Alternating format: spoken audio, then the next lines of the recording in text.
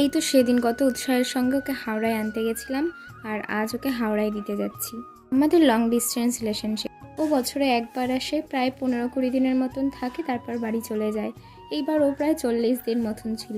এইবার ওর যাওয়ার টিকিটটা ডিসেম্বরের 9 তারিখে ছিল। আর জানো তো, ডিসেম্বরের 9 তারিখেই ওর জন্মদিন।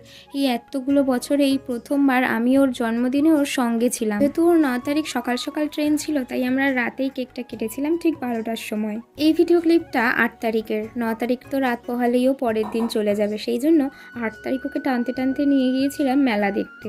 মেলা থেকে শুধু ঘুগনি কিনেই আমাকে বাড়ি পাঠিয়ে দিল। কি আর করতাম, সেই দুঃখে বাড়িতে এসে কোনোভাবে ঘুমিয়ে না ঘুমিয়ে পরের দিন সকালবেলা রেডি চলে এলাম হাওড়া স্টেশনে ওকে ছাড়ার জন্য।